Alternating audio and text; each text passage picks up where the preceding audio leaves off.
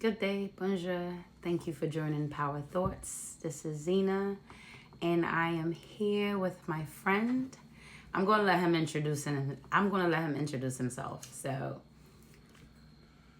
go ahead. What's going on, people? You know, my name is Reggie, living out here in the ATL, original Queens, born and raised, Jamaican and Haitian background. Here in the ATL, you know what it is, just living life. Yes. So thank you for tuning in. Today we're gonna just, freestyle and just talk about the challenges that, we face with co-parenting and, just I guess everyday life. And Reginald, of course, I guess tell my audience a little bit about yourself. All right, so I am happily divorced. Full-time father. My child lives with me. Now, when we talk about co-parenting, you have to look at the agreement that you make with the other parent. Mm-hmm. A lot of people have that issue that when they are no longer with that person, all of a sudden this person, the mother or the father of your child, is going to turn into a bad person. Look, you got to take responsibility for your own shit, right?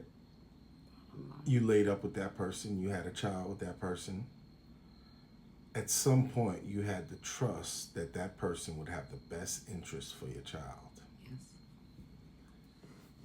So stop thinking, yo, who the fuck you got around my child? Right. Listen, unless you were the asshole, unless your baby father or your baby mother is an asshole, you gotta understand that they're not going to have their child, around some knucklehead motherfuckers. You gotta have that trust that they are going to look at what's in the better interest of the child. Like, I'm not gonna have my son around no chick that's twerking 24/7. Right. Like, all she want to do is come home and twerk the fuck out of here. That's some dummy shit. But you know what? So I think even just having that, because like you're saying, usually it's always good till shit hit the fan. When y'all separate, and you end up co-parenting. But I think it's somewhere there's an insecurity in there for you to really question the other parents as far as having to try to control as far as who they have your kid around and so on and so forth. Like you say, you have to trust that, and the child is not just your child. You know what I'm saying? That other adult is an adult as well. So I think whether it's the female or the male, I think parents that really, really focus or worry about, oh, well, I think it's really, really petty for you to worry about, oh, well, and I think it's just another way of, as far as form of drama, because like I said, I have children, you know what I'm saying, and big up to me as far as a single mom, and I co-parent, but in my parenting process, I don't think it's my place to question, you know what I'm saying? I have to trust that judgment. Yes. I have to, especially if you are not questioning what I do, you know what I'm saying? It's if we made this child together, we came into an agreement, like you stated in the beginning, where we trust each other to lay with each other. We trust each other enough to say, okay, yep, whether it's planned or unplanned, we have this child here, so let's do right by this child. What makes you think that, what you're doing, I gotta power this back on, it's not even powered on. What makes you think that what you're doing, or, what you're doing is more, I don't even know how to say it. I just Our machine is moving. I don't know what you doing with that? It's moving on its own, y'all. The screen is moving on its own instead of following us. All right, we gonna move it this way. It's following Reggie's screen, so pardon us. Let's adjust our camera. And it's following Reggie. Okay. Stay this way. Oh my goodness. And it's spinning. Just turn that off. Okay. You Yeah, could we're just gonna put power it. it off. We're gonna power it off, so we'll stop moving. Okay. Just fix it. That's Like I just turned it so it could see you because it cool. was just So I was catching. out. Like, Okay. It was catching you like over here On the side, right? like he was two faces or something. Real quick, but I think that like he stated, we have to trust the other parent. And if you are in a situation where you like, okay, you worried, I think that's a form of insecurity. Yes. That's a form of pettiness, because like I said, you made an option to trust this individual to lay up with them and have a child with them. You should be man or woman enough to trust that they're going to make a sensible choice, a decision, because if you don't, you shouldn't have laid up with that person and have a child, period. Now, you have on the other hand where you have people who, both men and women, I'm not being biased, and no, you have dudes who they pick up their child and they just bring them to grandma's house. Right. Same thing with women. They'll do the same thing. Agreed.